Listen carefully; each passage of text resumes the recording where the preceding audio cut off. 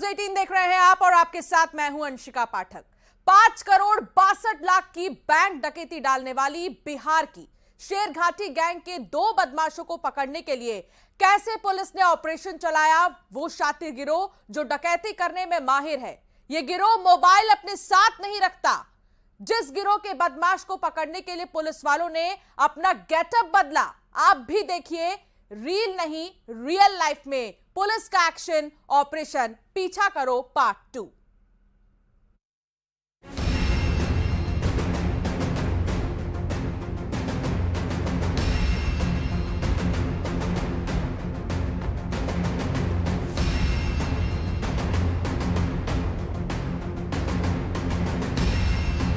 जो axis bank के manager को जो आज चाकू से हमला किया गया था, वो हमलावर जो था वो नीलेश था। उसको गिरफ्तार किया गया है। नीलेश उर्फ नीतीश जाधव।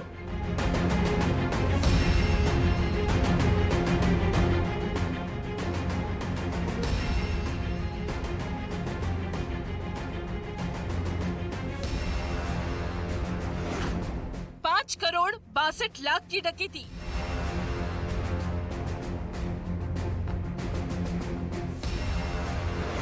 बिहार की शेरघाटी गैंग और कितने राज।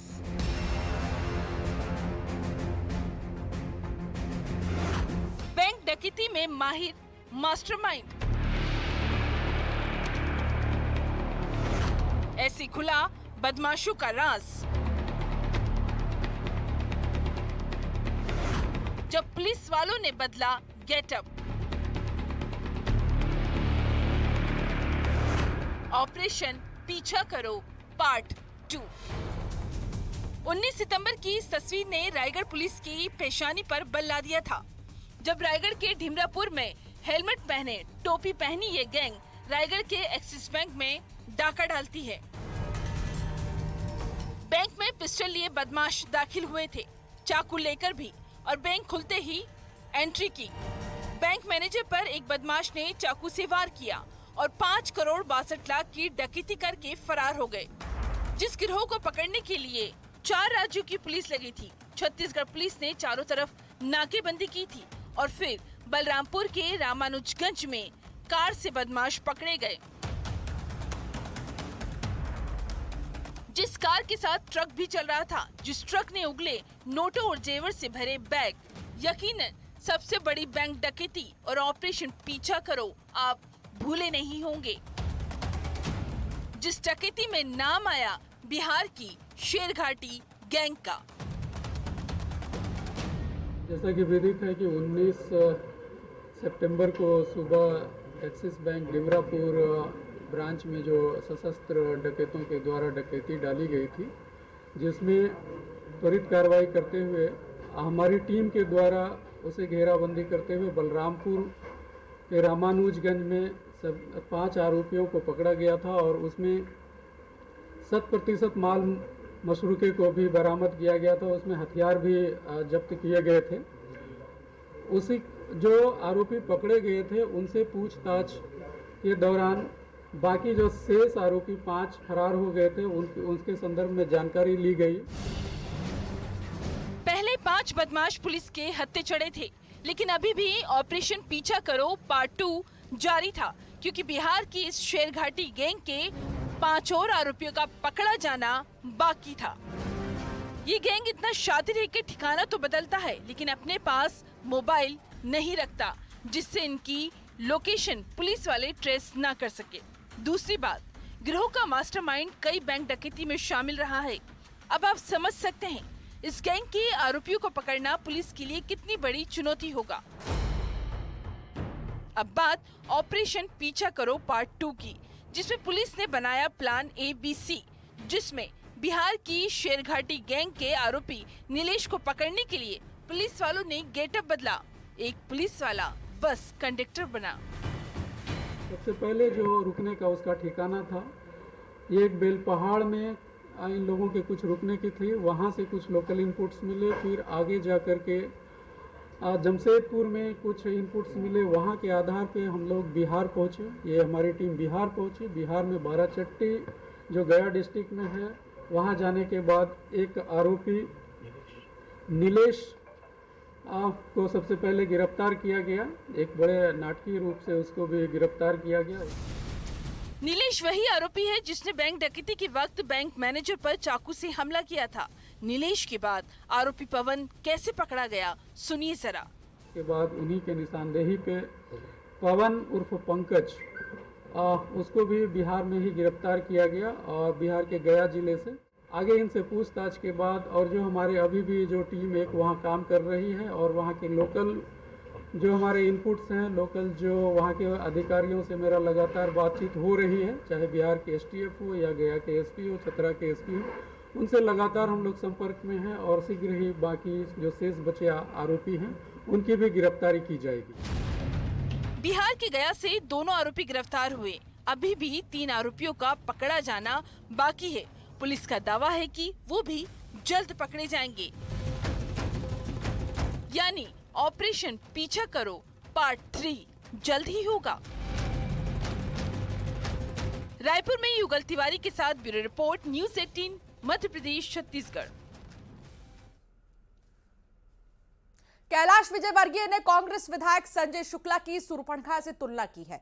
लोगों से बोले कि आपके पास आएगा बहरूपिया, नाक मत काटना। उन्होंने क्या कहा आपको सुनाते।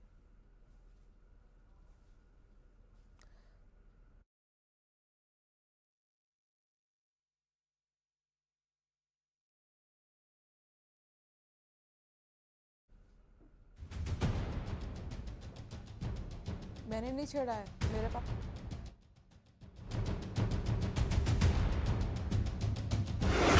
12 साल की बच्ची का मर्डर, कुल्हाड़ी से वहशीपन के कई वार, सोते वक्त हत्यारे ने किया हमला, छोटे भाई की आंखों में कैदनास, कातिल घर में ही है। यहाँ हर कोई स्तब्ध है, सदमे में है। छतरपुर के बड़ा मलहरा के गुआरा में जो हुआ, यकीन मानिए उसे सुनकर किसी की भी रूह कांप जाए। 12 साल की लड़की का बेरहमी से कत्ल किया गया। 12 साल की पूजा जो सोने गई तो उसके बाद उठी ही नहीं। गहरी नींद में थी पूजा। जिस मासूम बच्ची की गर्दन पर कुल्हाड़ी से 1-2 नहीं बल्कि कई वार किए गए, करीब 6 वार। पूजा के बगल में उसका छोटा भाई भी सो रहा था, जो इस हैवानियत का गवाह भी बना। हत्यारे की दहशत देखकर वो भागा और उसने गांव वालों को आवाज लगाई। पुत्री खेरा गांव में आखिर इस घर में किसने खूनी खेल खेला, खुलासा रोंगटे खड़े कर देगा। इस महिला के बारे में बताया जा रहा है कि इसका मानसिक स्वास्थ्य ठीक नहीं रहता था, इसका इलाज चल रहा था। इसमें थाना भगवा में धारा 302 आईपीसी के तहत प्रकरण पंजीबद्ध करके और जो आरोपिया है उसको हिरासत में ले लिया गया है और जिस कुल्हाड़ी से हत्या की थी वो भी पुलिस के द्वारा जब्त कर ली। अब एक और खुलासा सुनिए। कत्ल के बाद उस हत्यारे ने करीब 1 किलोमीटर का फासला तय किया और पुलिस चौकी पहुंच गई, लेकिन पुलिस वालों के सामने उसने कुछ नहीं कहा, खामोश रही। बच्ची की हत्या एक महिला ने की थी। जब पुलिस वालों ने गांव वालों से पूछा तो तब इस बात का पता चला कि गांव में 12 साल की बच्ची का कत्ल हुआ है। अब उस कातिल का नाम सुनिए, जिसने अपनी ही बेटी की बेरहमी से हत्या की थी। माँ सुनाए मौत की लोरी। एक माँ ही अपनी लाडली की कातिल बन गई। वारदात के वक्त घर पर पूजा थी। 10 साल का छोटा भाई था और आरोपी माँ। पिता काम के सिलसिले में दिल्ली गए हुए थे, लेकिन पिता को भी नहीं पता था जब वो घर लौट कर आएंगे तो दुनिया ही उजड़ चुकी होगी। ये थाना भगवा क्षेत्र अंतर्गत कल देर शाम की ये घटना है। एक महिला ने अपनी 12 साल की पुत्री की कुल्हाड़ी मार के हत्या कर दी है और इसमें जो बच्ची है इसका पिता दिल्ली काम से गया हुआ था। दरअसल आरोपी महिला की मानसिक हालत कभी कभी खराब हो जाती है और सनक में उसने जो वहशीपन किया कि अब सिवाय आंसू और पछतावे के कुछ नहीं बचा। छतरपुर में नरेंद्र सिंह परमार के साथ bureau report, news 18 Madhya Pradesh Chhattisgarh. वो सिर्फ 1 साल की है, वो सिर्फ एक छोटी सी बच्ची है, मम्मी पापा की राजदुलारी। लेकिन अब उस नन्ही गुड़िया को ना तो पापा प्यार करेंगे, ना ही मां लाड लड़ाएंगी। मासूम बच्ची के मम्मी पापा दोनों को अस्पताल में एडमिट किया गया था। दोनों की मौत हो गई, वजह थी जहर। आखिर मौत की ये मिस्ट्री क्या है? पुलिस इस मिस्ट्री की तहकीकात कर रही है। पूरा मामला आपको इस रिपोर्ट में दिखाते हैं।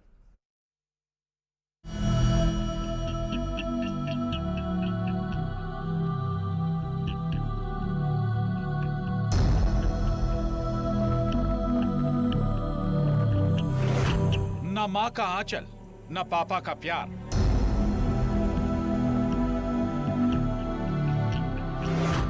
नन्ही परी को क्यों मिली सजा?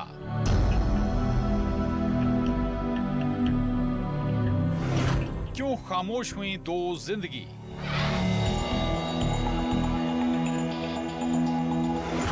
कलह में रिश्तों का द एंड। जहर, रिश्तों पर कहर। ये तस्वीर ही अब इस नन्ही परी के लिए मम्मी पापा की आखिरी यादें हैं। ना तो इस गुड़िया को माँ की गोद नसीब होगी, ना पापा अब इसे लाड़ लड़ाएंगे। जिस मासूम बच्ची को पता ही नहीं उसके मम्मी पापा इस दुनिया में नहीं रहे। रिश्तों में अनबन, कलह कि ये वो कहानी है जिसने मासूम बच्ची को वो जख्म दिया है जो थर्रा कर रख देता है। निवाड़ी का रहने वाला 24 साल का मोहित समाधिया, जो सोशल मीडिया पर एक्टिव रहता था। जिंदा दिल, जिसकी सोशल मीडिया प्रोफाइल पर बेटी के साथ कई तस्वीरें हैं। लेकिन एक जिंदा दिल पिता क्या ऐसा खौफनाक कदम उठा सकता है जिसने बच्ची के बारे में एक बार भी नहीं सोचा? ये सवाल सबके जहन में कौंध रहा है। मोहित की पत्नी रेणुका भी ऐसा कैसे कर सकती है, ये सवाल भी। 6 बजे ने जहर खिलाया सर, और 10 बजे ने हमको सूचना दी जब दोनों लोग खत्म हो गए। यानी कि सारे घर वालों ने उसको जहर खिलाया सर, दोनों लोगों को। आखिर हुआ क्या है? क्या दोनों का परिवार सदमे में है? दरअसल मोहित और रेणुका को गंभीर हालत में अस्पताल में भर्ती कराया गया, लेकिन दोनों की जान बचाई नहीं जा सकी। सल्फास खाने से दोनों की मौत हुई है। आखिर जहर की ये पहेली क्या है? ये लोग प्रतिदिन झगड़ा करते थे, तो उन्होंने कहा कि हम बाहर रहेंगे, तो इन लोगों ने जाने नहीं दिया। और उनकी दादी जो थी, किसने नहीं जाने दिया? इन लोगों के परिवार भर ने जहर खिलाया सर। जब बच्ची खत्म हो गई तब इन्होंने हमको सूचना दी 3 घंटे बाद। मृतक रेणुका के मायके वालों के मुताबिक दहेज के लिए बेटी को ससुराल में प्रताड़ित किया जाता था। सुनिए ये इल्जाम। सर इन लोगों ने जहर खिला के उनको प्रतिदिन झगड़ा होता था और मांग करते थे ये पैसों की, हमने नहीं दे पाया था। 4 व्हीलर गाड़ी मांगते थे। 3 साल पहले मोहित और रेणुका की शादी हुई थी। दोनों की 1 साल की मासूम बेटी है। इधर पुलिस को खबर मिली थी मोहित और रेणुका ने जहर खा लिया, जिन्हें प्राइवेट अस्पताल में लेकर परिवार वाले गए थे, लेकिन दोनों की मौत हो गई। ये सूचना मिली कि पति पत्नी ने कल यहाँ पर अपने घर पे जो धनियाना मोहल्ला है वहाँ पर इन्हें जहर खाया। इनके परिजन इनको यथार्थ हॉस्पिटल में लेके गए थे, वहाँ से मृत घोषित कर दिया। तो इनके परिजन आज निवाड़ी में लेके आए, जिसकी सूचना हमें मिली तो हमने मर्ग कायम कर लिया है और अभी पीएम करा रहे। अब जाँच में जो भी आता है उस आधार पर आगे की कार्रवाई। सवाल है कि क्या पारिवारिक कलह में मोहित और रेणुका के हंसते खेलते परिवार की खुशियां छीन ली? ऐसा कौन सा तनाव था जिसमें रिश्तों का अंत इतना दर्दनाक हुआ? निवाड़ी में हृदय तिवारी के साथ bureau report, news 18 Madhya Pradesh Chhattisgarh. Cyber fraud से अलर्ट करती हमारी ये खास रिपोर्ट आपको दिखाते हैं ठगी का वो नया तरीका जिसमें ना तो ओटीपी नंबर मांगा गया, ना ऐप डाउनलोड करवाया गया, ना ही लिंक पर क्लिक करवाया गया। एक अधिकारी को लगाया है चूना और नटवर लाल की तरफ से कई पैतरे आजमाए गए हैं। जरूर देखिए ये खुलासा। यह है नटवर लाल का इमोशनल अत्याचार।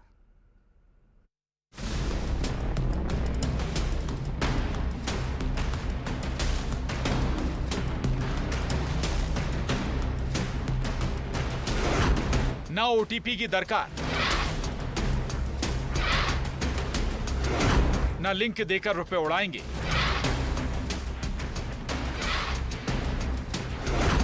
न ऐप डाउनलोड करवाएंगे,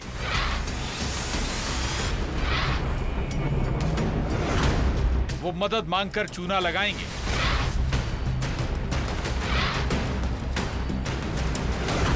नटवरलाल का इमोशनल अत्याचार। ये ठगों की वो जमात है जिन्हें अपना उल्लू सीधा करने के तमाम तरीके आते हैं। शिकार को कैसे फंसाना है बेहद अच्छे से जानते हैं। हम ऐसा क्यों कह रहे हैं? तो ऐसे नटवरलाल के जाल में गरियाबंद के मुख्य नगर पालिका अधिकारी आशीष तिवारी फंस गए। कैसे? ये अपने आप में हैरान है। अगर आप सोच रहे होंगे कि ठग ने ओटीपी मांगा होगा, तो इस केस में ऐसा नहीं हुआ। अगर आपको ये लग रहा होगा कि ऐप डाउनलोड करवाकर चूना लगाया गया, तो ऐसा बिल्कुल भी नहीं है। ना ही ऑनलाइन किसी कस्टमर केयर कंपनी का नंबर फरियादी ने तलाशा था, ना ही सेक्सटॉर्शन गैंग की कोई कहानी है। तो अब सुनिए उस फोन कॉल के बारे में जो मुख्य नगर पालिका अधिकारी आशीष को आया था, जिसे सुनकर उनके होश ही उड़ गए थे। पालिका में अधिकारी हैं आशीष तिवारी। इन्होंने एक कंप्लेंट दर्ज कराया है कि इनके पास एक अननोन नंबर से फ़ोन आया और उसने कहा कि यार मैं आपका फूफा जी बोल रहा हूँ, आपकी बुआ का एक्सीडेंट हुआ है और बहुत पैसे की ज़रूरी है। तो उसने जो है झांसे में लेकर के लगभग 70,000 रुपये उसको विभिन्न अकाउंट नंबर में जमा करवाए हैं। इसी पर जो है हम लोगों ने FIR 420 के तहत दर्ज किया है। आगे जो है इसकी विवेचना की जा रही है। होश इसलिए उड़ गए क्योंकि फोन करने वाले ने कहा ही कुछ ऐसा था। कॉल करने वाले ने बिल्कुल हैरान परेशान होकर कहा, बेटा तुम्हारा फूफा बोल रहा हूं। उसके बाद की चाल को समझिए। बुआ जी का एक्सीडेंट हो गया है। यहाँ तक कि ये भी कहा गया कि एक्सीडेंट के बाद बुआ जी कोमा में चली गई हैं। उसके बाद तो फरियादी को ना सोचने ना समझने का मौका मिला। इलाज के नाम पर महज 2 घंटे में 70,000 रुपए अकाउंट में ठग ने ट्रांसफर करवा लिए। उसके बाद QR कोड भी भेजा। एक्टिंग इतनी जबरदस्त थी कि फरियादी को समझ ही नहीं आया वो ठग की किस चाल में फंस रहे हैं। ऑनलाइन ठगी का जो कोशिश हमारी रहती है कि पैसे को तुरंत ब्लॉक करवा दिया जाए ताकि जो है तत्काल में प्रार्थी को राहत मिल जाए। लेकिन ये कंप्लेन चूंकि एक दिन बाद दिए तो इसमें ऐसा नहीं हो पाया। जब ठग ने और रुपए देने का प्रेशर डाला या कहें इमोशनली ब्लैकमेल करने की कोशिश की, तो फरियादी को शक हुआ। जिन्हें ये लगा वो ठगी की वारदात का शिकार तो नहीं हो गए,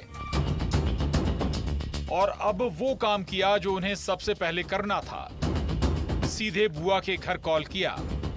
फिर समझते देर नहीं लगी, एक्सीडेंट वाली चाल ठग की ही थी। साथ ही साथ अवेयरनेस प्रोग्राम लगातार पुलिस द्वारा चलाया जा रहा है कि किसी भी प्रकार का भी किसी के झांसे में मत आए, किसी लालच में, किसी दबाव में या किसी भी तरह के कोई अगर पैसे की मांग करता है तो आप उसको बिना तस्दीक करे इस प्रकार की कोई कार्य न करें। गरियाबंद की सिटी कोतवाली थाना पुलिस इस फ्रॉड के केस की तफ्तीश कर रही है।